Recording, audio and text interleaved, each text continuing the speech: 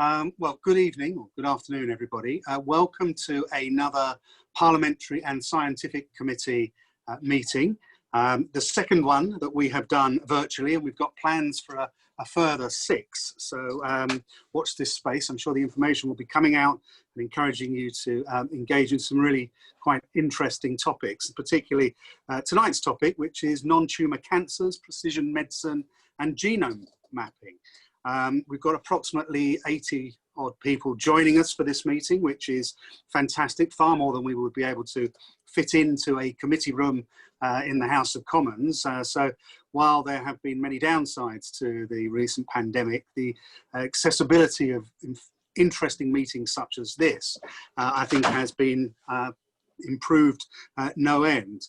And I'd particularly like to welcome not only our speakers, who I will come to in a minute, but also the 17 scientific societies, professional bodies, universities, learned organisations who have joined the Parliamentary and Scientific Committee over the past 6 weeks. So you are all very welcome, and I'm sure we are in for a very interesting discussion. So to join us this evening, or to take us through this discussion, I have Sarah McDonald. Give us a wave, Sarah. Thank you. Dr. Karthik Ramasamy, if I hope that's correctish pronunciation. That's correct, Stephen. Inez Cibola. Inez, hi. And Ian Frailing. Welcome to you. One of our speakers was Dr. Martin Kaiser, who has sadly had to withdraw because he's been taken into hospital, and I'm sure we all wish him a very speedy recovery. Right, I think we should get underway. I'm going to invite Sarah McDonald to speak to us first. Each of our speakers has approximately 12 minutes. I would suggest that everyone remains mute. If I unmute, it's likely that I'm about to say, can I suggest that you start winding up your remarks to try and keep us to time and to allow for questions. If you would like to post questions, anyone, into the Q&A section, assuming you all have access to that, yes, I think that's probably the best way of doing it. And then I will try and call you, and you'll then be able to unmute and direct your question to either one or of the panelists or to all of them. So, as I said, we're going to start off with Sarah McDonald. Sarah is Director of Research and Patient Advocacy at the Myeloma Society. Got someone else's teeth in today, apologies for that. Sarah, 12 minutes, please. Okay, thank you. Sorry, I'm just obviously clicking the buttons to share my screen. Excellent. So can people see the presentation, orange and white? Not yet. Now we can. Brilliant. Okay. Sorry, always that moment as well. So good afternoon, everybody. Thank you very much for the invitation to speak at this committee. I'm Sarah McDonald. I'm the Director of Research and Patient Advocacy at Myeloma UK. Excited to be able to come and talk about non-tumour cancers, precision medicine and genomic mapping. And we're really pleased to bring the patient voice to this important subject. So firstly, a little about Myeloma UK. We're a patient-focused charity. We're the only UK charity that deals exclusively with myeloma. We're established in 1997 and we have 4 central aims. We want patients to get a timely diagnosis, have the right treatment at the right time, make sure they're supported, informed and empowered, and we fund research towards a cure. Top line stats, which in case they're not covered in anybody else's talk, there's 16 people diagnosed a day in the UK with myeloma, and we estimate there's 24,000 patients living with myeloma. In the kind of broader UK cancer landscape, myeloma is 15% of blood cancers and 2% of all cancers. This puts us into the less common cancer definition. Moving on really, so some of the challenges of myeloma, and this is the kind of sort of important things as a bit of background and context. So myeloma is a blood cancer arising from plasma cells normally found in the bone marrow. It's a remitting, relapsing cancer, and at the moment it's incurable.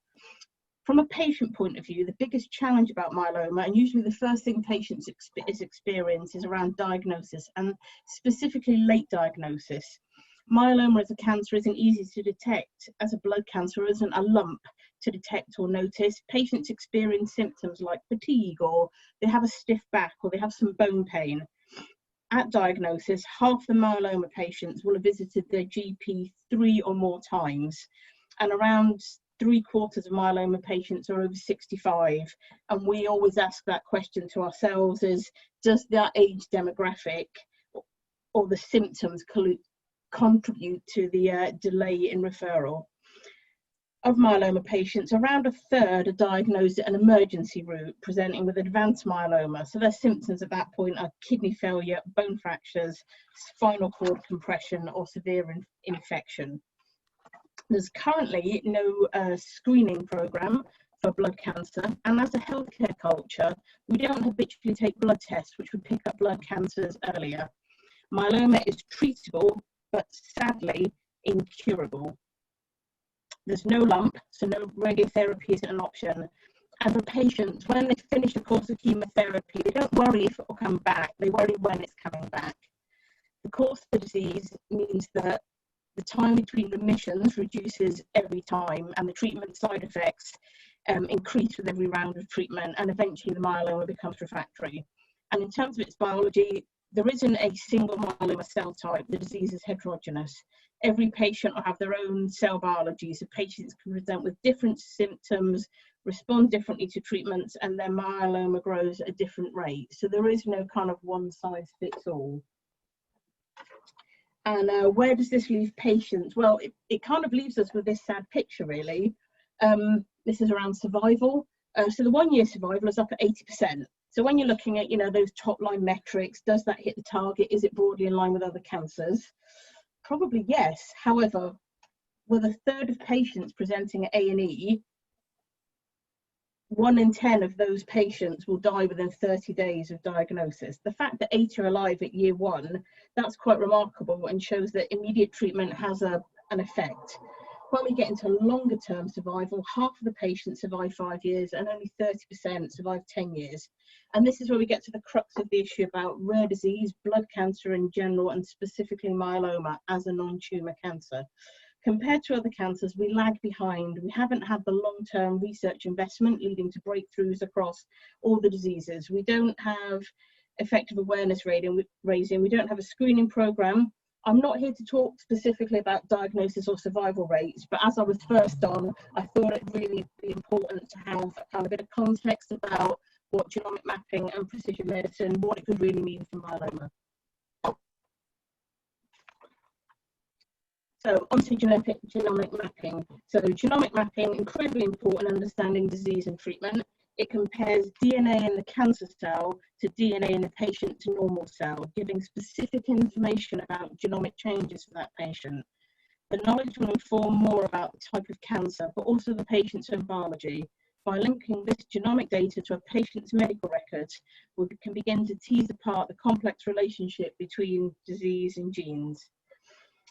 We've seen recent step changes in the last few years in the field of genomic medicine, really exciting changes. Potentially we can identify the drug that would be most effective for a particular person, or identify potential drug targets or new treatments.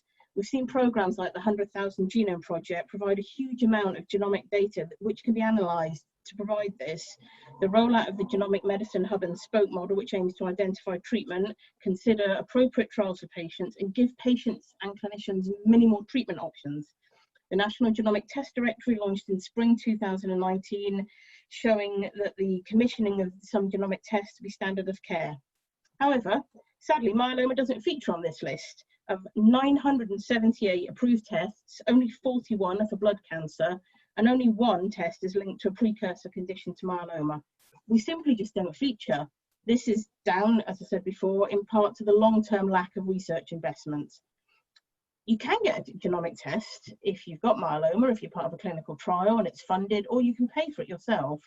And we know that this is something patient wants. Patients are always saying to us, how can I help? How can I make sure my sample gets into research? And in particular, it's family members or patients who have lived a particularly long time or have got really aggressive disease. They know that they're an outlier or that there's something special, and they want to contribute that knowledge. Sorry, minor tech issue there. So moving from the benefits of genomic screening in myeloma, it's really worth talking about considering what the issues and challenges are. So firstly, there's critical mass. As we've seen with other diseases and studies, you need to collect lots of data so you have a statistically large enough sample to work out what's important and what's not. With 5,800 myeloma and roughly 40,000 blood cancer patients diagnosed every year, there needs to be a concerted effort by all clinicians or a global initiative to get there quickly and have the numbers. Patients need to be reassured about data, sample storage and what happens. Whilst every cancer patient I've ever met in my life wants their samples to go into a study or be used for something else beyond diagnosis, it needs to be clear what that might mean. Media stories about data harvesting, what the information might be used for, will it affect their access to other things, and ultimately who will benefit financially as well as scientifically need to be transparent. There are many organisations such as Genomics England who have this infrastructure in place, and from our perspective, it's much more important to kind of be part of a bigger picture than a standalone for a small group. Patients, in fact, anybody can get a genetic screen themselves. We've all heard about 23andMe or similar programs where you send off your saliva or your cheek swab and you can have over 150 genetic reports to make sure you stay healthy. And these sort of programs have been running for some time now. And my comment on this really, it's not about the validity of the test. It's about personal free will and the impact of this. Testing done outside the healthcare system where an unprepared patient or non-patient gets some information that they don't know what to do with or how it will affect them. And there's a larger discussion to be had around consent for tests, counselling where appropriate, and how patients will be supported through any results that a standalone test out of context may offer. And my last point here really, as ever, there's a balance between doing more tests and having more data and knowledge until the number of proven treatments catches up. There'll always be a gap for patients who have a diagnosis and there isn't a treatment. But that's no different to where we are now. So moving on to precision medicine for myeloma patients, this would be truly groundbreaking. Today's patients and their clinicians have a defined and restricted choice of approved treatments, some of which are only available at certain points or after patients have relapsed. The decision to move to another line of treatment is based on current clinical data, patient preference, and the overall health and frailty of the patient. For some patients, they'll receive treatments, experience the side effects, and not have any real benefit. If we routinely tested patients as standard of care, where clinicians can select the treatments that are most likely to help patients based on the genetic understanding of their disease, with an increased likelihood the treatment would work, this would benefit so many patients. They would live longer, have a better quality of life, and both patient and clinician would be more informed about treatment choices. This would take a step closer in myeloma to a functional cure. The ability to give the right patient the right treatment at the right time in the right order could add years to their life, reduce anxiety about what next. However, as ever, I'm trying to give a balanced talk. There's risk to this. Some patients, they might be tested and there might not be a specific tailored option available for them.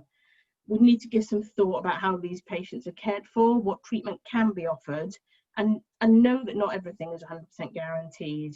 Or a treatment might be profiled to work and it just doesn't, or the side effects are more severe than anticipated, and this could be quite devastating to the patient.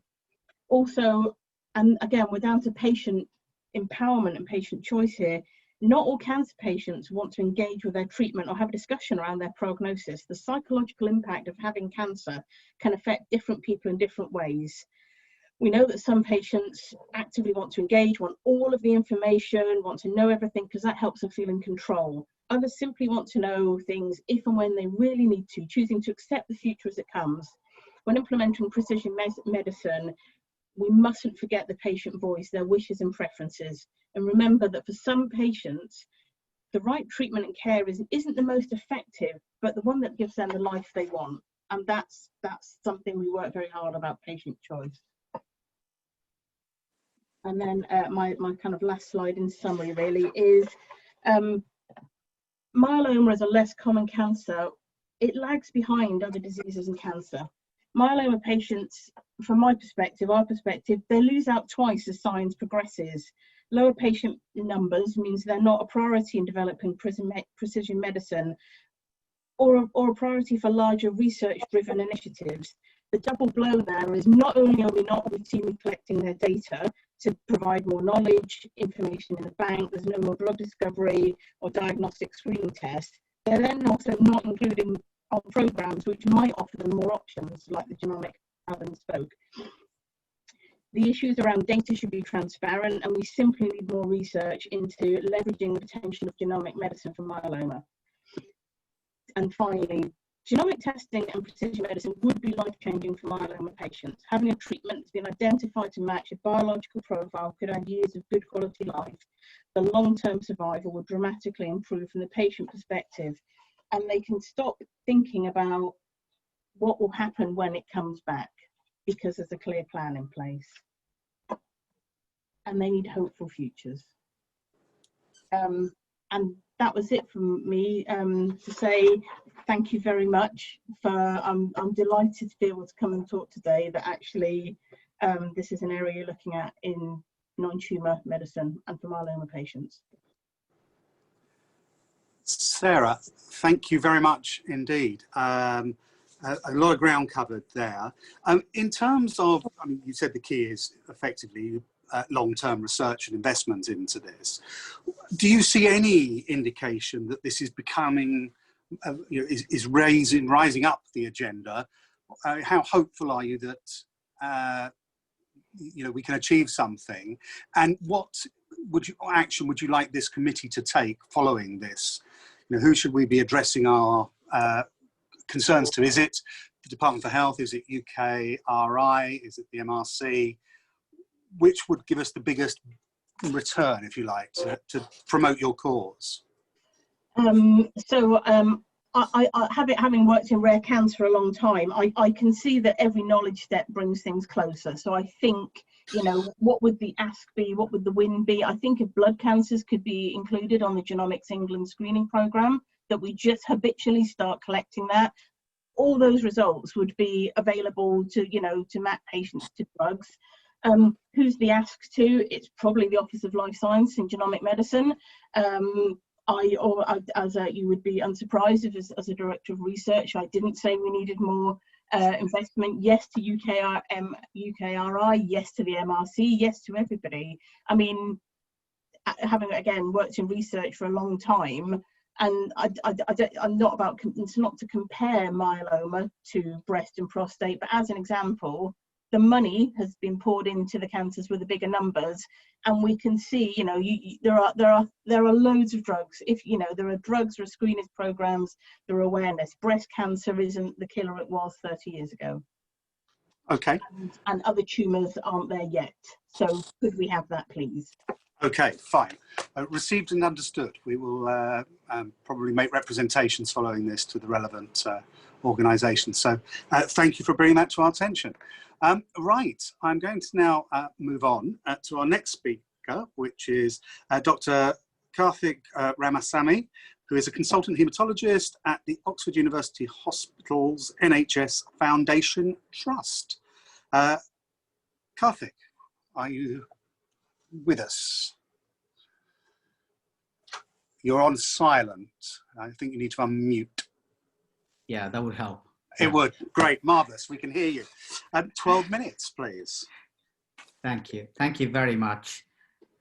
So I hope you can all see my screen. Well, thank you for the invitation. Thanks to Chairman and Vice Chairman for the invite. Thanks to Lee, Ben, and Karen, who've been very helpful in putting this all together. Sarah going first has been extremely helpful. I'm a myeloma clinician. Some of what I'm going to say is going to add just more emphasis to what Sarah said, but I will focus on the non-malignant bit of myeloma, which is monoclonal gammopathy. I would say myeloma is a good model cancer illness for today's discussion. So why is that? Improving outcomes in myeloma, but it remains an incurable cancer, which means a lot more work to be done. It is a cancer with the most number of delayed diagnosis cases. We have data for this. Every malignancy has a precursor state through which it grows through, and myeloma has one called monoclonal gammopathy, but no agreed management pathway and remains an under-researched area. Myeloma, in actual fact, has been really a boost in the last few years with the plethora of high-cost new therapeutics, and it does cost up to 400 million per annum chemotherapy costs for myeloma in England. Myeloma is one cancer that's genomically extremely well characterized because it's a blood cancer. You can take bone marrow and blood out and be able to do genetics, but does lack a precision medicine approach. So how do we actually tease out the problems and how do we deal with it? So the problem that I'm going to present to the committee is one of delayed diagnosis. That's been very nicely put out by Sarah, but I'll add some more meat to that. A precursor state management is something that I'm going to focus on, which is the earlier, you could call it non-malignant phase, but I'm hopefully going to push the point across saying it's even malignant at that earlier stage. The precision medicine for myeloma, and I'm going to focus a little bit on the NHS long-term plan for cancer and how that's not particularly working for myeloma or blood cancer. So how do we actually solve these four problems? Delayed diagnosis, what do we do? Well, it is important that we emphasize what Sarah has said before. Over 50% of myeloma patients have to knock on GP's door 3 times. We all know that if somebody has blood in the urine, blood in the motion, or has a breast lump, will get referred as a 2-week wait on the first occasion, but doesn't happen with myeloma. We know that if GPs pick it up and send patients in, 88% of patients survive their first year, but if they don't and patients get rushed to hospital, only 62% survive. And from the time of seeing GP to getting on treatment is still 163 days. So what's Myeloma UK and the clinician and other stakeholders doing about it? Well, primarily we're focusing on educating GPs and healthcare professionals. There are a number of other things that we're currently working on, trying to figure out are there early markers that we can pick up. We're trying to build best practice within laboratories in flagging things up. We're looking at primary care data and see what we can learn from it. And we're also building health economic models so that we can communicate the issues around delayed diagnosis. So delayed diagnosis being the problem, the strategy is really education and dissemination of best practice. The interventions are GP and healthcare professional education. Laboratory and clinical best practice should really be rolled out. And we have to measure the health economic benefits of early diagnosis. What are the key metrics we'll be looking at? Well, reduction in diagnosis through emergency routes is a very clear, straightforward one to look at. And also improving the 1-year survival rates for myeloma patients because delayed diagnosis leads to early deaths. The second issue that I'm going to cover is the precursor state or the so-called non-malignant state or the benign state. And that is monoclonal gammopathy. And that is the earliest state before myeloma. So I'm going to take you through an analogy. What you see in front of you is on the first box, somebody pitches up for a mammogram test and an abnormality is picked up. They're diagnosed with early stage breast cancer by a biopsy of this particular spot. And the current treatment is to treat as early as possible and cure this person before it spreads everywhere and gets to the bones, which is metastatic breast cancer. Comparing that to myeloma, myeloma can be picked up in its earliest stage of monoclonal gammopathy by a simple blood test, which is called serum electrophoresis. And that's what you can see. What we currently do, well, we watch and wait until the damage sets in and people present with fractures and back pain or kidney failure. And that remains the case. And this is probably one of the reasons why we still can't cure myeloma. This is a busy slide. This is trying to put forward the case that there are 2 earlier states in myeloma before active myeloma happens. One is called the monoclonal gammopathy. The other is smoldering myeloma. About 7% of monoclonal gammopathy patients get myeloma in 5 years, and about 51% of smoldering myeloma patients get active myeloma in 5 years. And you can see the actual diagnosis numbers in UK, US, and the number of deaths.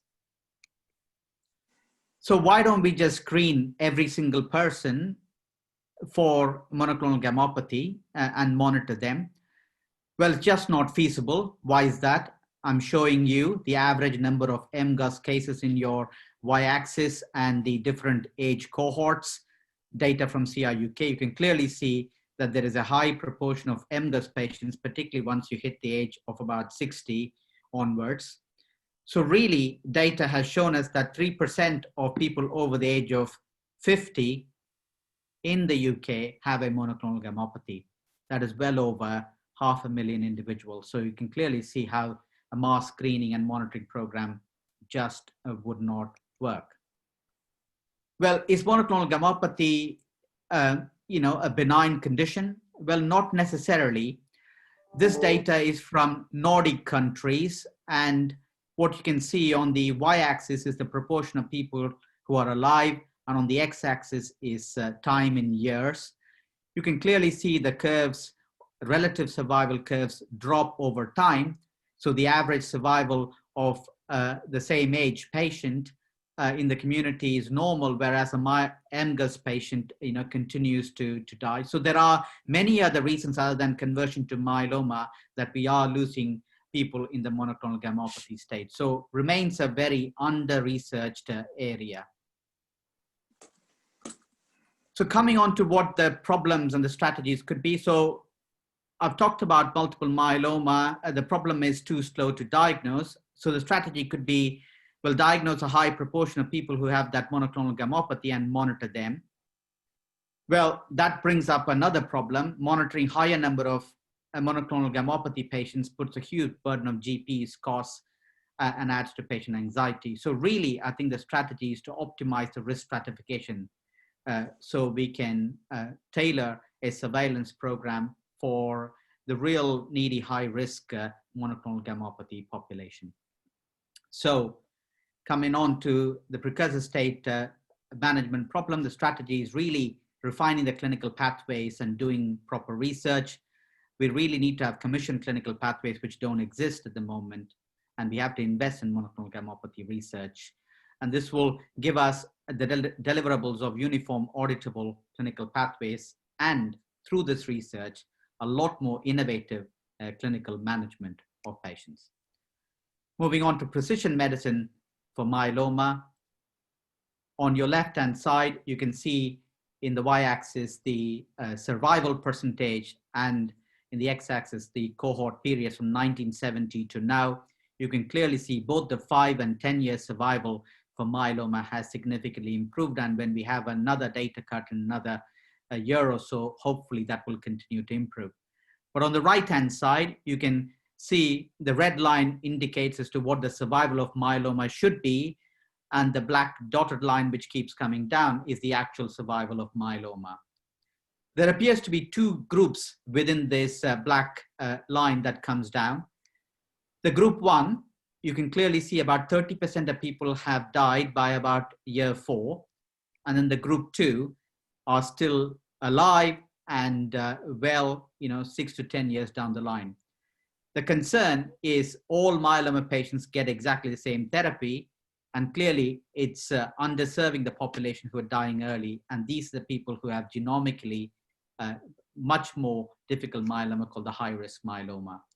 Myeloma is a very difficult disease. There is disease-associated morbidity and frailty because the average age of diagnosis is 70, so you have to personalize treatment. But the real issue now is, now that we know a lot about the disease biology, we're still not able to apply therapies that we have. And I told you up to 400 million we spend on treating myeloma. We're still not able to therapeutically apply to the defined cohorts. So we still are giving the red and white pill to every single myeloma patient rather than targeting the specific kind of gray pill to the gray patient and the blue pill to the blue patient. There is data available, but there's just not the impetus to make this happen. So why should this happen? Well, if we give the right treatment to the right patient, in a risk stratified and targeted fashion, then we can increase the efficacy and actually use the resources more appropriately and reduce the toxicity and the side effects for the patients. So really, I think myeloma is one area that we have to use precision medicine. So what are the strategies in precision medicine for myeloma? Sarah very nicely elucidated the lack of genomics testing available for myeloma patients across the country. And the scope for precision medicine approach just doesn't exist. So how do you intervene? You have to expand the myeloma test directory within the current genomics lab hubs. And we'll have to work with Pharma, NICE, and NHS England to embed precision medicine as one of the themes for myeloma care. So hopefully we can read out in the form of higher proportion of patients getting genomic testing for myeloma. And also we can see that a few patients are benefiting from the precision medicine and myeloma care. The last area that I want to cover before I finish, the NHS long-term plan for cancer care is fantastic, but not so good for blood cancers. Well, why is that? Well, the NHS long-term plan really targets early diagnosis. I think it's a very, very important area, but we think blood cancer patients can be left behind. Why? Because within the plan, there is lack of comprehensive blood cancer data, including stages required, and therefore we think blood cancers will be summarily excluded from the measures of the 75% target. It's also easy to do so because they are rare cancers, and clearly the target could be met without blood cancers being included.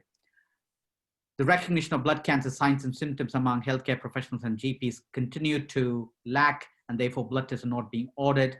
And this is really not expanded with the current NHS long-term plan. So what's really needed? We need new ways to measure improvements in blood cancer diagnosis rates. And that would be by reduction in the percentage of new diagnoses requiring a number of GP appointments, such as 3 in myeloma. And we'll have to really see a fall in percentage of the blood cancers diagnosed via emergency routes. And this is an easy data to collect. We need to review the rapid diagnostic centers to ensure that they are reducing delays to the diagnosis of blood cancer. And that's currently not the case. So we really need to bring blood cancers into focus is the strategy.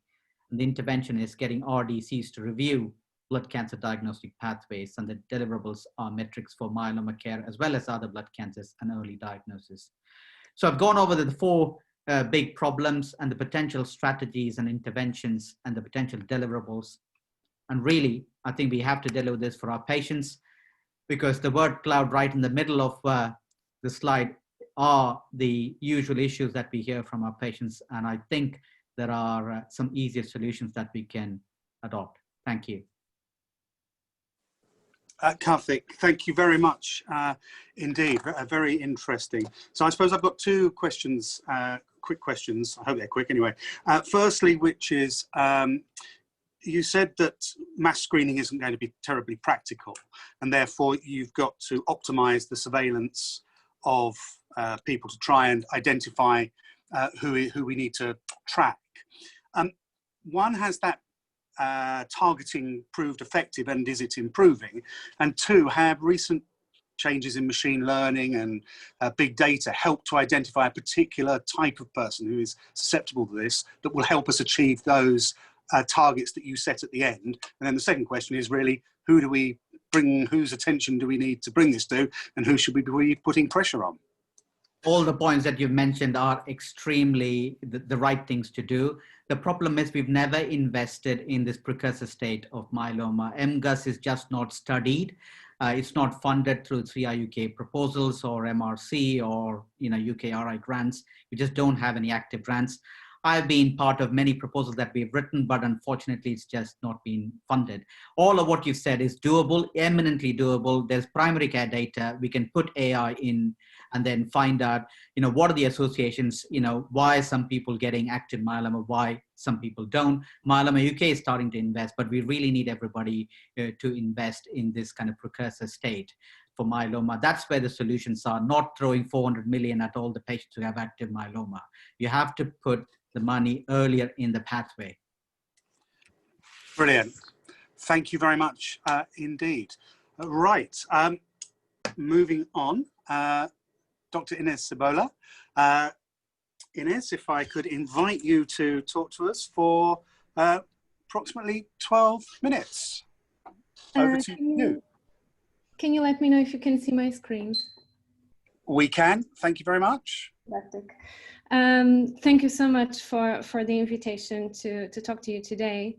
So my background is it's quite different from the previous speakers. So I'm a basic scientist. I'm in the lab right now, as you can probably see that I'm not at home.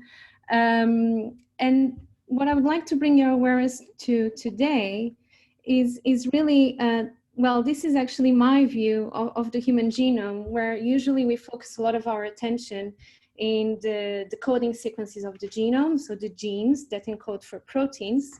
But actually, I have dedicated a lot of my time, I would say maybe the last 10 years of my life, investigated particular elements of the human genome that reside in these other 98% of the genome, which are non-coding elements. And in particular, I'm very interested in studying elements that are called transcriptional enhancers. So if you think about the expression of genes within a cell, you can think about it as a melody. And transcriptional enhancers, they actually act as molecular switches that are able to fine-tune how much and when genes are expressed within the cells in our body, and in a very specific and targeted way. So over the last 10, 20 years, we have developed several biochemical assays that we have now coupled with DNA sequencing technologies and allow us to profile these DNA elements across the full genomic sequence. So you can have different tissue samples from model organisms, but also from donors. And we can profile these different, what we call regulatory elements across the full human genome. What has become apparent from this research is that sequence variation in enhancers is really a hotspot for sequence variation that associates with the risk of developing human disease. And today I will draw your attention to two examples that we have worked on in the recent years, where we investigated different forms of diabetes that I hope you all in the audience will appreciate, that it's a huge burden for our society with a huge economic associated cost. And I will give you two examples of a very, very rare form of diabetes and then a very common form of diabetes, and how sequence variation in enhancer elements may play a role there. So what we know from previous research as well is that a common feature across the many different types of diabetes that can occur in the human population is that we observe dysfunction of the islets of Langerhans, which are a tissue that is embedded within the pancreas. And this tissue is very important because it contains the cells that produce insulin, which is a hormone in our body that is responsible for controlling the levels of sugar in our blood. So in the first example, it was really a task of trying to find a needle in a haystack, if you may. We were dealing with a very rare form of diabetes called non-syndromic pancreatic agenesis. So from the name, you can guess that basically the patients are born without a fully formed pancreas. It's an extremely rare condition, so less than 10 in a million. The babies are insulin dependent from the day they are born.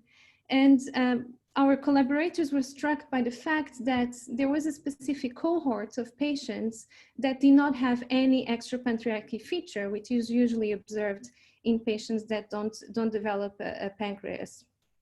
So what we decided to do in collaboration with the University of Exeter was to perform whole genome sequencing for 2 patients that we had access at the time. And we compared, of course, the sequences that we obtained from those patients, but as it would happen with any single one of us that we could sequence our genomes, we obtained over 3 million DNA variants, so changes in the letter codes of the human genome in each one of them. And as you can imagine, 3 million variants is a very large number to take back to the lab to do functional testing on. So we applied some logical exercise. We made some assumptions about these variants. So because it was a very rare condition, and we observed that we tended to see co-segregation of variants in families, we excluded variants that were only present in one copy, because we always have 2 copies of each variant in our genome. And we also removed any variants that were commonly observed in the human population. So with this exercise, we reduced the set of variants from 3 million to only 3,000, but this was still a very large number to manage to take back in the lab. So at Imperial College London, what we did was to integrate the positions of those DNA variants with the positions of enhancer elements, so those DNA switches that I was mentioning before, but specifically enhancer elements that were active in pancreatic progenitors, which are the cells in our body that give rise to all the cells in the adult pancreas. And by doing this, we went down for roughly 3,000 variants per individual to only 7. And when we compared the 7 variants that we obtained from each patient, actually there was only 1 common variant that resided within an active enhancer in pancreatic progenitor cells. So what struck us at the time was when we went back to databases and tried to see if this enhancer element was active in other human tissues, we actually did not observe activity of that enhancer in any other human tissue we could obtain data for. So this really highlights the importance of designing these enhancer maps, if you may, in disease-relevant tissues. If we do not have access to these relevant specimen, we would not be able to identify causal mutations. So I don't have time today to show you the functional work that we have done on the variants, but I would just like to leave you the message that after investigating these enhancers in more detail, we actually detected different mutations affecting the same DNA element. And today, in 2020, already a few years after the publication of the study, we included this very small DNA sequence in the genetic panel that is used to screen new pancreasogenesis patients. And we now know that this, at least according to the most recent numbers, is the most common cause of this very rare type of diabetes. So of course, I was talking about a type of disease that we tend to call a monogenic disease or Mendelian disease, where you have a very rare mutation in the population. It rarely appears. And when you carry 2 copies of that mutation, you almost certainly will develop the disease. But the most common type of diabetes, type 2 diabetes, and this would be applicable to even certain types of cancer and certainly other common human diseases. The majority of DNA variants that give you susceptibility to this disease, they are very common in the human population and have very, very small effect sizes. So in the case of type 2 diabetes, we now know that there are roughly 300 locations across the full human genome that harbor these DNA variants that can change your risk of developing type 2 diabetes during your life. And this is identified by sequencing panels of control individuals and cases. In this case, it would be diabetics. And then you obtain a profile like this, where in each peak that you see in this plot, it represents DNA variants that give you susceptibility to develop diabetes. And of course, there are many tissues that can contribute to the onset of type 2 diabetes. It's not only a disease of the pancreas, but we do appreciate that without failure of those insulin-producing beta cells, it's very difficult to actually develop diabetes in the adult. So going back to that idea of having a disease-relevant tissue, the pancreatic islets in the adult would be a very appealing tissue to fine map which DNA variants may be truly functional and give disease susceptibility. So we can envision a setting like this, where we have multiple DNA variants in a position in the genome, and we can overlay the information of where those enhancer elements are, and then we isolate, in this case it would be the variant in the middle that would be the most likely to be driving the causality in that position. But the human genome is very complex, and with this information alone, we can still not discern which is the true disease effector gene in this position, because in theory, these enhancer elements could be activating or inactivating the activity of one or multiple genes at varying distances.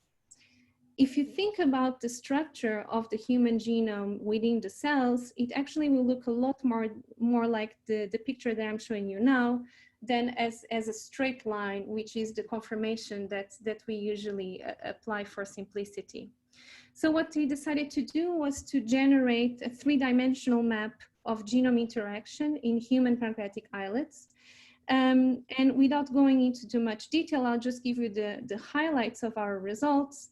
We observed that there were many of those DNA variants that were interacting with unexpected genes, so genes that were very far away from the variants. And we observed that we had certain enhancer elements that carried those DNA variants that were clustering together in structures that we called enhancer hubs. And those enhancer hubs tended to have genes that are very important for insulin production and insulin secretion. Furthermore, we observed that in a general population, not just looking at diabetes, we observed that we had an enrichment for the presence of DNA variants that affect insulin secretion. So just to leave you my last remarks, when we look at genomes in 3 dimensions, in our case, islet 3D genomes, we could draw conclusions about which genes are important for insulin production. We observed that these DNA sequence variation in enhancer hubs, which were the structures that we named, are important, and that they can drive the risk of developing diabetes. And furthermore, that we can have multiple disease effector genes being associated with a single associated DNA variant. Thank you. Ines, thank you very much indeed. I think obviously a lot of work going on, but a lot of labour-intensive work going on in this as well. I mean, what do you see the next steps being in being able to scale this up to look at other diseases? You mean, obviously you found a process that helps identify these enhancers. Is there going to be an easy way to scale this up and actually deploy it where we can all benefit from it? So I confess that the technology that we applied here is not something very straightforward. It did take the time of a couple of PhD students. But I do think that it's becoming easier to apply this methodology. And furthermore, there's more and more consortia, international consortia, that instead of competing, we're actually trying to gather our efforts together. For example, not repeat the genetic testing if some of us are more experienced in profiling these different DNA elements, for example. And I really think that that's one of the ways forward to collaborate more rather than compete in science. Okay, brilliant. Thank you very much indeed for your contribution. Perhaps if I could ask you to take down your slides. Thank you very much. Yeah. Fantastic. And we will move on to our final speaker, who is Dr. Ian Frailing. Ian, welcome. Thank you for joining us. Honorary Consulting Genetic Pathologist to St Mark's Hospital, London, and various other things. Perhaps you'll fill us in on which you think are most relevant. But if I could invite you to talk to us for 12 minutes. Ian, you need to unmute yourself. Perfect. Oh, you're still muted. Forgive me. That's it. Perfect. Okay. Right. Are we all going? Yeah.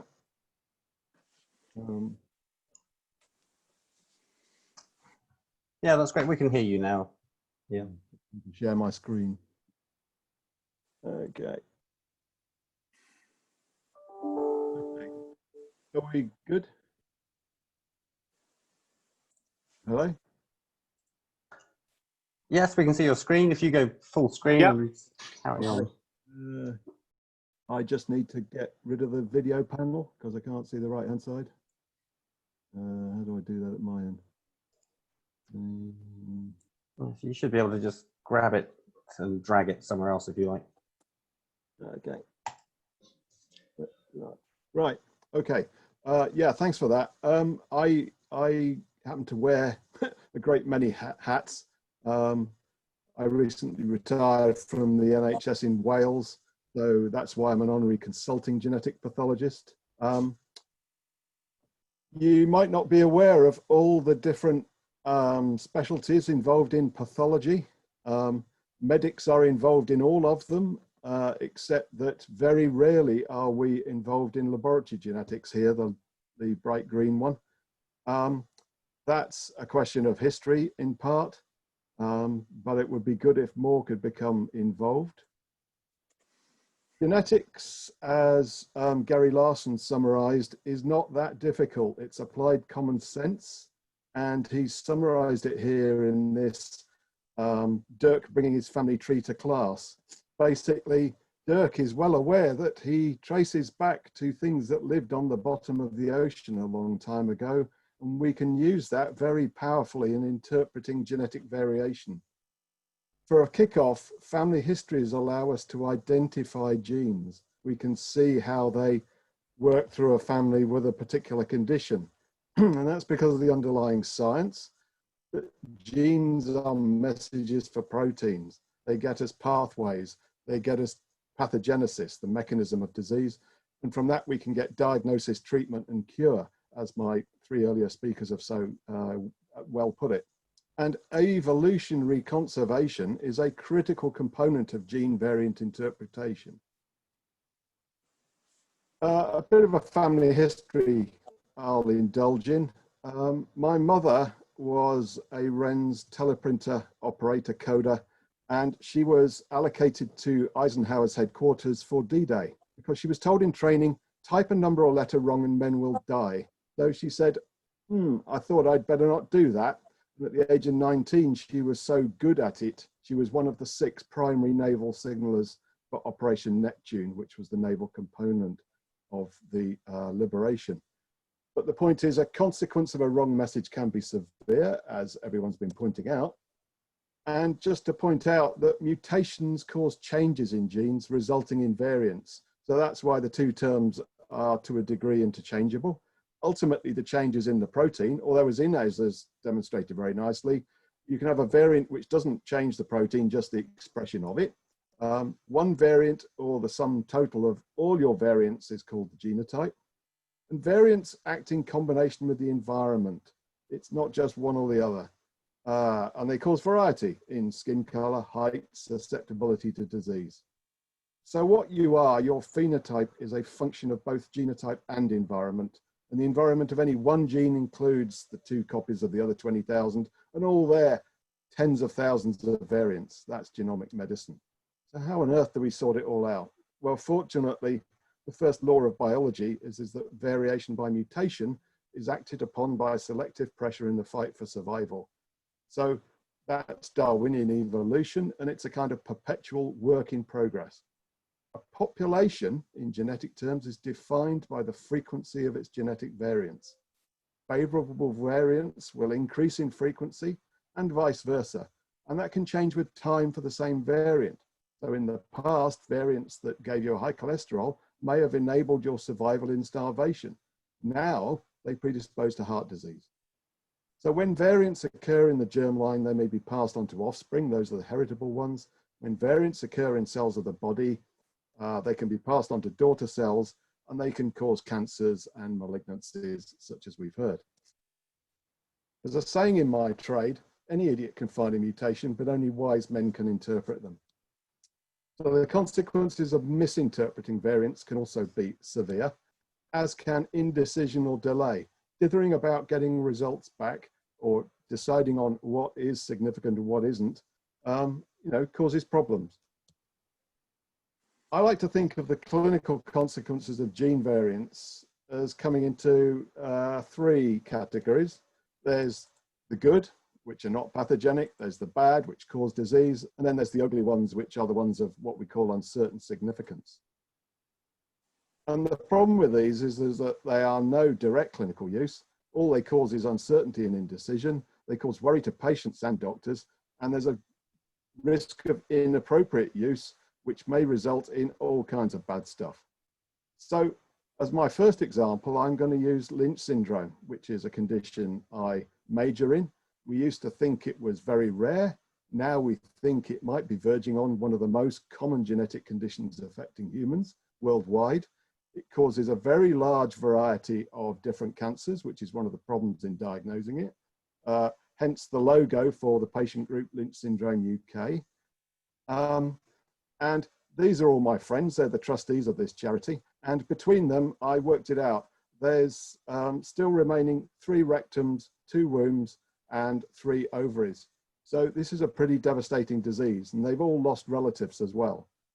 It's treated by colonoscopy, prophylactic surgery, aspirin, and we hope perhaps in the future vaccination. It's due to variants in a family of DNA repair genes, and there is nice guidance to find this because it is worth the NHS not spending £25,000 on a bowel cancer, but a few £100 on some genetic tests. So how do we interpret variants? First of all, we have to define and determine the phenotype. That's the major thing. Gather evidence from as many sources, gather a multidisciplinary team, put it all together using science and probability. You can never be certain about anything, but you can put odds on it. This is outlined in this report from the Academy of Medical Royal Colleges from Dr. Helen Firth, and you can read the rest of it later, but the point is failure to adhere to these principles may expose people to unnecessary risk and the NHS to considerable unnecessary expense and resource utilisation. So getting it right with variants is important. And so within the International Society for Gastrointestinal Hereditary Tumours, we set up a committee back in 2007, and we're now recognised through ClinVar, the Global Alliance for Genomics in Health, which is part of the Human Variome Project, which is overseen by UNESCO. So we are the world reference group for these variants. We did this because there's safety in numbers. We wanted there to be consistency because inconsistency is very harmful to patients. It wanted to be definitive, peer-reviewed. We had a huge set of curated mutations. We've got thousands of variants. Availability of all sorts of clinical data. It's a disease with an effective intervention, and we hoped it would be a model for others. So here's a screenshot of a recent teleconference that we had. People all around the world taking part, contributing to the interpretation of individual variants. If you see a variant that predicts the protein being cut off short, those are relatively easy. The tricky ones are the ones that cause subtle changes. We can use how it runs in a family, data from tumor tests, how frequent something occurs in controls and cases, where you get a patient with 2 mutations, causes a rare phenotype, and look in the test tube. Until recently, we could get data on controls, but we couldn't get it on cases. So this example, I was asked a few weeks ago from a genetic counsellor. She said, there's all sorts of conflicting interpretations. Can you help? So first thing I thought was, okay, what does evolution tell us? And I went to Brian E. Thompson's data, where we've lined up these proteins all the way back to squidgy things from the bottom of the ocean. And Darwin's looking on because this is evolutionary conservation. The tools that you need for mending DNA apply just as much to DNA back then as it does now. So if we look at this particular variant, and there are plenty of variants at this position, E102, we see that this one has roughly a 3-to-1 on chance of being pathogenic, but we need 19-to-1 on to use it clinically. So where to get some more data? So I thought, right, I'll email Dr. Fiona McRonald at Public Health England. Well, why would I do that? Well, Fiona and her team have been gathering data from all NHS regional genetics labs on how frequently they see variants in patients. So this is the one bit of data that we can get, and it's under Section 251 of the NHS Act, so it's statutory just about. And what she was able to tell me was that it's been seen in 6 out of 2,000 white British NHS patients, so we're correcting for the population, and it's not been seen from a public database in over 110,000 non-Finnish Europeans. When you do the maths, the hazard ratio for this variant is nearly 60. The probability it's random is about 30 billion to 1 against. Combined with the 72%, and I can do the maths for you later, the chance that this is not random becomes 83 billion to 1 against. So I think that's good enough for clinical work, and we can conclude this variant is pathogenic, and all these patients and families, plus the 17 on the Insight database, plus anyone else presenting in the future, will now benefit from NHS data gathered in the UK by Public Health England. Another example, how am I doing for time?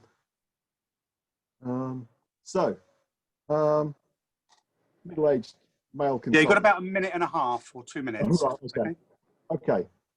Severe adverse drug reactions, very severe. Big problem with the NHS. There's 2 enzymes that metabolize these drugs. A small proportion of Europeans are deficient. They're deficient in the backup enzyme. So a few people, 1 in 500, are deficient in both, but testing wasn't available in the UK back in 2012. And this patient was found to have a supposedly high activity variant rather than a low activity one that you'd predict from the phenotype. So a professor at the Karolinska Institute says, well, we now know that in this, sometimes some of these patients have a mutation in a controlling region, like Inez was talking about, turns the gene on, but the gene can't start. There's no starter motor. So you need to know both things, and it's easy when you know, isn't it? The point is that 2% of Europeans are deficient in C19, 20 to 40% of persons of Black and ethnic minority origin are deficient. And so the drug companies have brought in an alternative antidepressant, which isn't metabolized by C19.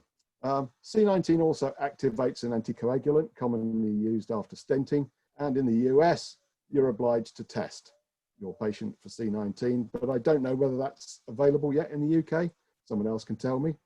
2D6 metabolizes opiates. So somebody who doesn't have the gene needs lower doses for pain relief.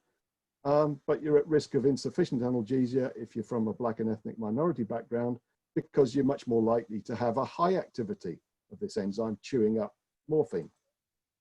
Finally, with neurofibromatosis, it's a complex condition, but it predisposes to breast cancer.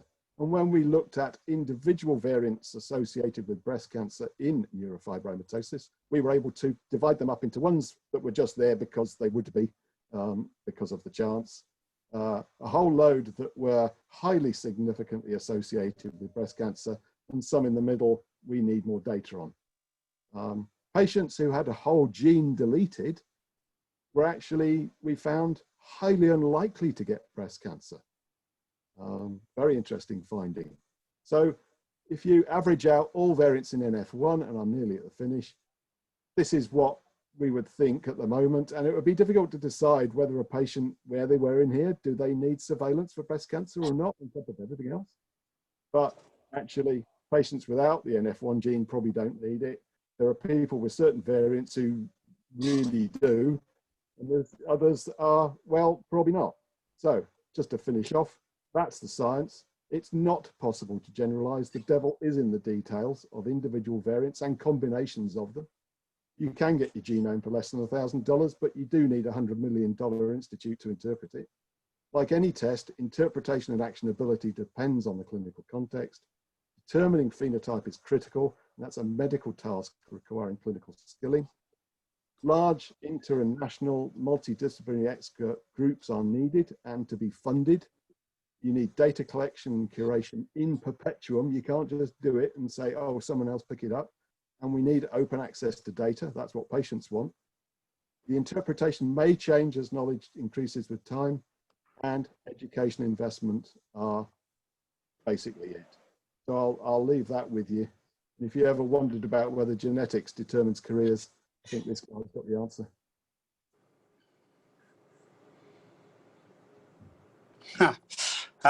Ian, thank you very much indeed for that, and for also laying out your the final or last but one slide saying what we need to do and etc. But of course, all this will be funded, a lot of it will be funded from the public purse as well, I'm sure.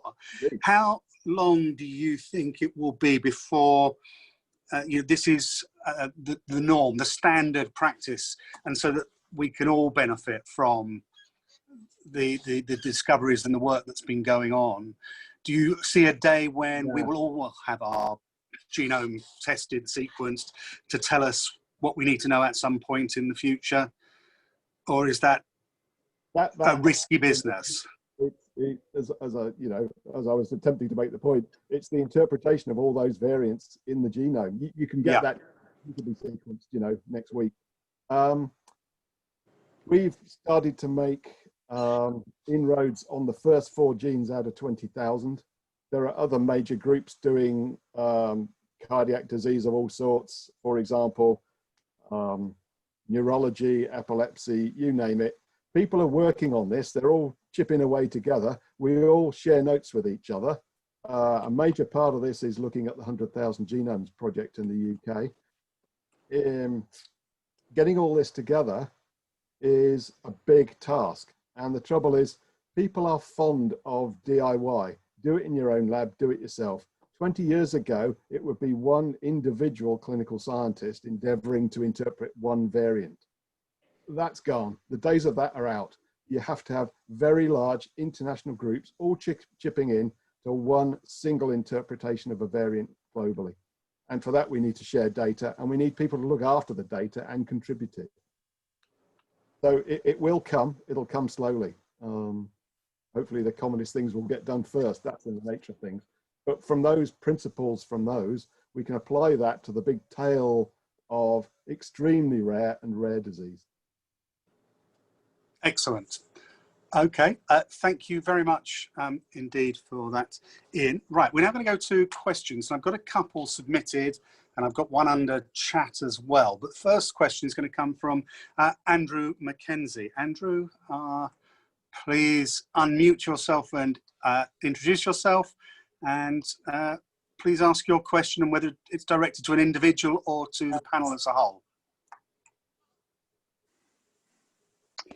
Hello, thank you, Stephen, and thank you all for the interesting talks this evening. My question was really about, and it touches on a point that was just raised, about data sharing.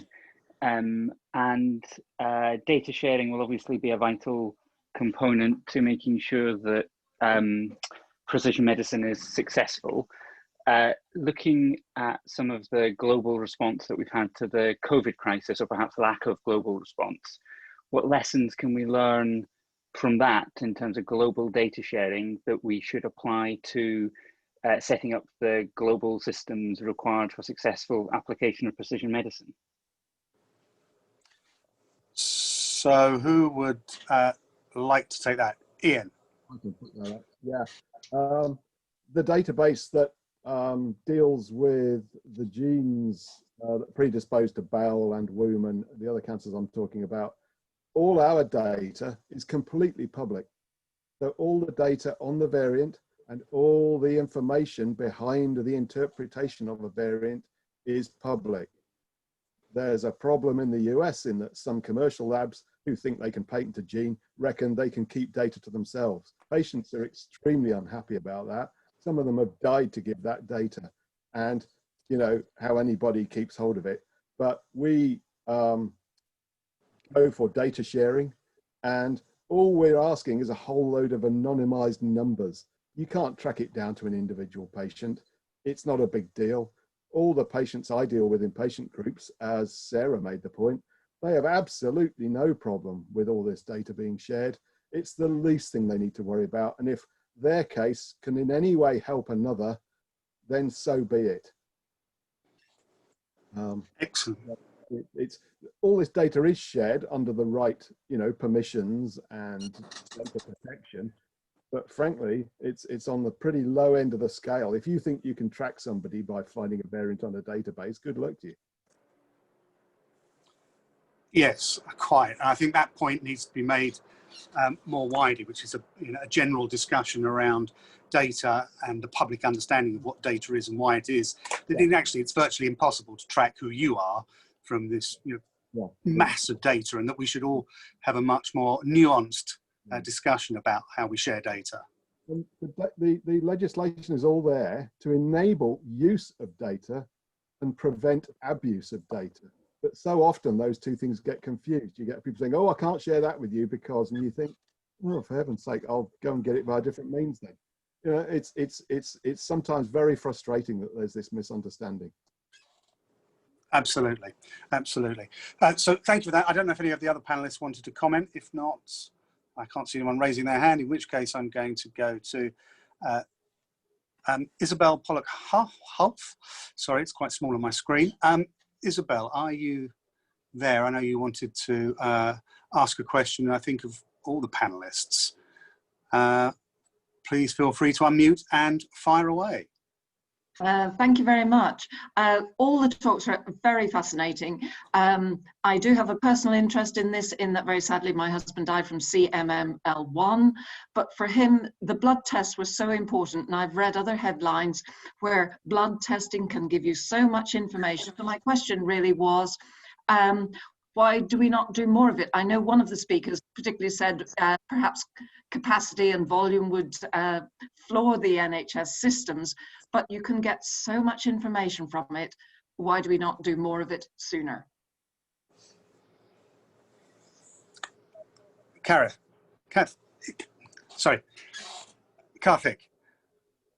Thank you.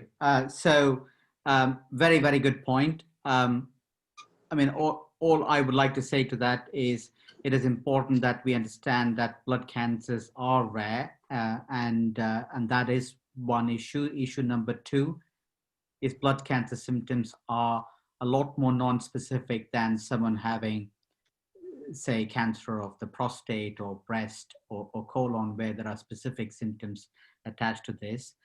But you're right. I think there is less of the testing that could actually be done in the primary care setting. And I think what we really need to do is to do more GP education and tell them that, a lot of things, particularly in blood cancer, can just be picked up by simple blood tests. So I think the rarity of it, the non-specificity of the symptoms, and the lack of GP education of what really they can do in the community is probably what's hurting it. Excellent. Ian, please. Yeah. Well, I was once laboratory genetics director for Wales, so I know a lot about the provision of tests and the use of tests. And it comes down, as Karthik made the point, does the doctor know that a test is available? Is the test available to that doctor? Are people having stupid arguments about funding of that test? Because we get them going round and round, and people do not take responsibility for funding these things. And it's always in somebody else's budget. And that's a problem with siloing of these kind of things. And it can be a problem at the middle level, but the people at the top really want to sort it out. But there's all sorts of problems in getting the message between the two. So it is a question of, there are some pretty simple things that can be done. That all the genetics laboratories in the UK could be doing that test that Isabel referred to, but are they, and is it funded? And is there somebody having an argument about who's funding it? Okay, great, thank you. Right, and have another question. If there are any other questions that people want to pose, can they just, I don't necessarily need to know what the question is, but just either drop something into the Q&A saying you'd like to ask a question, or into the chat, and I will come to you in a minute. But I have Ian Sturrock, who would like to ask a question. Ian, please unmute yourself and fire away. Thank you. I'd like to ask a question of Karthik. You said that you were worried about the lack of focus on blood cancers specifically, but I wanted to ask whether you think that that's because they're blood cancers or because they're relatively rare. I'm aware that other rare non-metastasizing cancers suffer similar diagnostic delays and lack of research and therapeutic focus. For instance, the average diagnosis time from first GP presentation for acoustic neuroma is 2 years. Thank you, Ian. I think the rarity of blood cancers, does hurt us, I have to say. But also, I would say, I think the lack of GP education also really hurts. I made the point about the non-specificity of the symptoms of blood cancers. That is also an issue. But the other point that I'll make is monoclonal gammopathy, which is the precursor state that I presented in myeloma setting, is actually probably one of the most common pre-malignant states. 3% of people over the age of 50. GPs are aware of it, but they just don't know what to do with these patients because there are no set pathways. So sometimes you could have a common condition such as a monoclonal gammopathy, but because it's not following a specific commission pathway, they just don't know what to do with the result, and that is also a problem. Thanks, that's clear, very clear, thank you. Thank you very much. Right, well, have I got 2 more questions? Let me just check. No, I don't appear to have anyone further questions. So I actually have a question myself for Sarah, if that's okay. Sarah, in your presentation, you talked about people getting their, getting private companies, 23andMe, doing tests, etc. But of course, as Ian's pointed out, it's all very well getting the test. It's the interpretation of it and what it means compared with the rest of your lifestyle and medical history, etc. It doesn't give you all the answers in itself. Are you concerned about the rise in private companies offering this service and just potentially sending out results that without professional interpretation could lead to people making decisions that would possibly be terribly wrong for them? I don't know if concern is quite the right word. I mean, it's probably exactly the same thing that Ian said, but from the patient point of view, anybody can get a test to do anything. It's what you do with the results that's the key.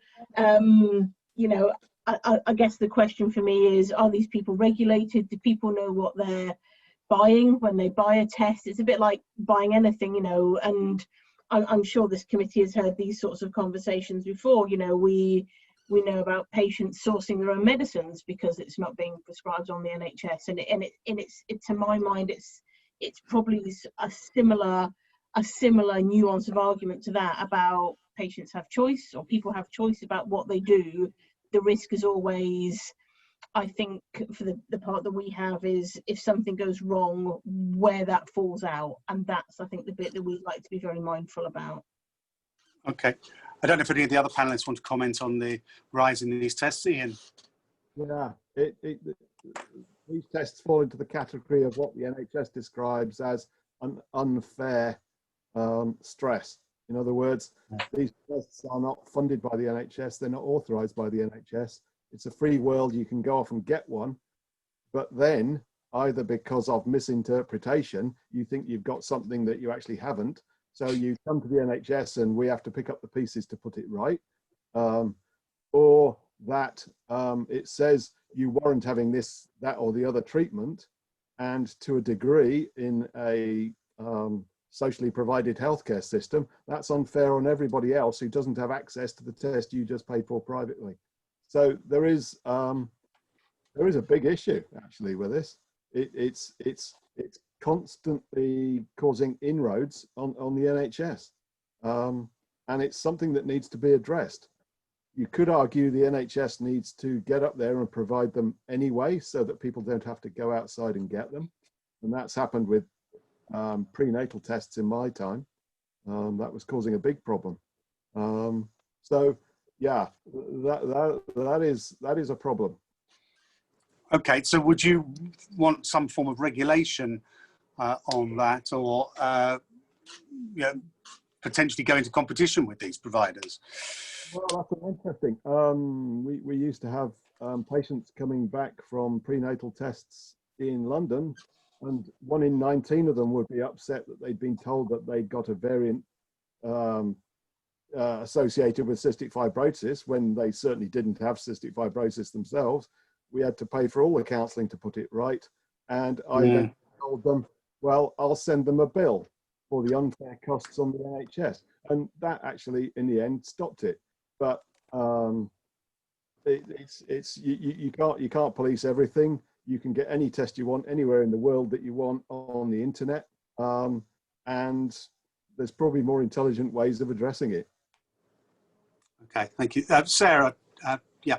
So just my comment on that is, I think if it's going to become more available, it certainly needs to be regulated so that it's within the same quality standards, and within any regulation and licensing, there must be something in there about supporting patients afterwards, for exactly the point that Ian made, that people then just don't turn up with their answers. Ian, briefly, because I'm conscious apparently that the system will shut down at 7 regardless of what we do, and I've got 2 more questions, but Ian, briefly. Yeah, there are regulations within Europe to which the UK has signed up that you have to provide counselling for a genetic test if it's performed within Europe, but the problem is tests performed outside of Europe but available on the internet. Yeah. Okay, thank you. Right, I'm going to, our next question is from Paul Jackson. Paul, unmute yourself and fire away.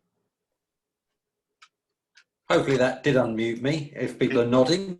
It did. Excellent. I wanted to ask about screening and whether that could help us to understand, particularly on blood cancers, the impact on different groups, different ethnic groups, gender, age. I mean, it looked to me that myeloma in particular, the impact is highest on those from BAME communities, male, older, which looks remarkably like COVID. And I think until COVID came along, people didn't really think about those impacts. And the second thing is, in terms of the routine testing, we keep coming back to it. And I think obviously it is important because of this late diagnosis problem. I mean, is it really so difficult to add something like a serum light chain test routinely when blood tests are being taken and within the NHS so they can be followed up? My partner was actually diagnosed with smouldering myeloma by mistake. Well, by mistake. The blood test was taken by mistake. They don't know who ticked the box, but she was therefore diagnosed with it relatively early. Now, if that could be replicated, so it was done not by mistake, but by intention, could we do a lot more for patients? Sarah and then Karthik. Karthik was first, I'm sure. Oh, right, sorry. Oh, right, okay.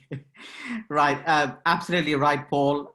You know, you can use age, sex, and ethnicity to drive up some of the, you know, targeting of testing.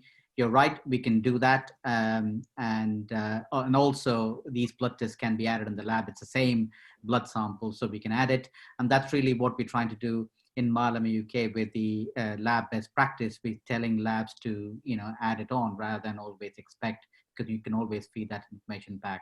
So this is part of how we address these issues, yes. Thank you, Sarah. Then just to add to that, your first question to me, Stephen, is, well, what would you like us to do about it? Because you asked the most important thing first. Actually, I would like us to have a conversation about in health economics and about a healthcare system that stratifies out people who are higher at risk to those who are in BME communities, and maybe there is automatic screening for identified demographics, and maybe that's the step towards an initial increase in cost, but then hopefully, obviously, health economics are lower long-term costs because we know that there's a fixed amount of money available. Yeah, okay, that's a point well made. And I'm now going to go to our last questioner, which is Ian Haynes. Ian, fire away, and then I will wrap things up just before 7 so that we don't all vanish. I mean, there's an original threat that the human genome would be patented by a company in the United States and that it would not be freely available. Ian Frailing has raised the point about patient data, genome data, as a particular issue with US companies. Is there anything that the PNSC or the government or maybe we advise the government, could do about this to change that sort of position and make all this data free? Anyone want to tackle an issue around data? I think you've stumped us all, Ian.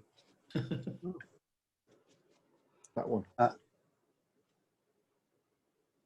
Okay. I mean, okay, so Ian's question is around data and the availability of data.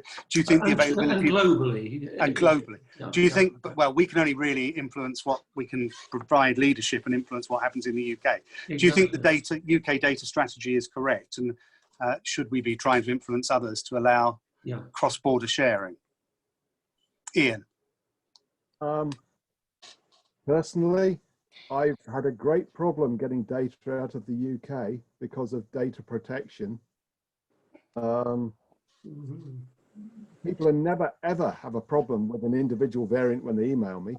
But when I say, can you give me the data on all the variants seen in your lab? Oh, no, we can't do that. That comes under this, that, or the other. Whereas our databases classically had data from all over the world. And it's been a bit embarrassing trying to get people here to share it. So that's why I'm very pleased of the recent PHE initiative to get that data, and I hope that will be able to be released to get that into the public domain, because because of misperceptions about data use and abuse. Okay, thank you. And I think, sorry, is someone going to add to that? No. Right. It's. I have one very, very final, I know I said that previously, question from Costin, is it? I'm sorry, I'm jumping between windows here. Costin Kusios? That's right, Stephen, it's Konstantin. Hello. I'm Konstantin, thank you. Representing the Institute of Acoustics. We've met previously. We have indeed, yeah, sorry. No, that's quite right. It's lovely to see you again. I wanted to ask if, particularly to Sarah and to Karthik, if there's a specific role they can see for immunotherapies, and particularly locally enhanced immunotherapies, in the future treatment of myelomas. Obviously, because of my OA connection, I'm particularly interested in the enhancement of ultrasound or heat to localized immunotherapeutic treatments. But in general, do you see any hope coming your way from the immunotherapy revolution? I mean, I can take that. If you wouldn't mind, and very briefly to leave me 1 minute to wrap up before 7. Sure. Certainly, myeloma is very much susceptible to immune attack, and the next wave of therapies coming through our immune therapy. So anything that we can do to activate one's immune system will be very welcome, and probably the way to go, because obviously the median age of myeloma diagnosis is 70, and therefore immune therapies are a lot more safer than the more complex combination chemotherapies that we used to do before. So, you know, all of these should be applied in trials in the future. Excellent. I don't know if anyone wanted to give a 30-second response to that. I don't know, Sarah, were you indicating? No, that's fine. In which case, can I thank you all very much for joining us, to Sarah, to Karthik, to Inez, and to Ian for your contributions. I think it's been a fascinating and wide-ranging discussion this evening, the results of which will have been noted by the Parliamentary and Scientific Committee team, and we will take some actions following this to push the agenda further. We will also update it onto the website, and also we will have contributions in our quarterly magazine, Science in Parliament, which will be published later in October. So again, thank you all. Thank you for all those who have attended, and I hope you've enjoyed it as much as I have. And our next meeting will be on Monday, the 28th of September at 5:30 p.m, where the theme will be science education, supporting the UK as a science superpower. So until then, again, thank you for joining us. Wish you a good evening, and I'll see you all again soon. Thank you. Thank you very much. Thank you. Bye.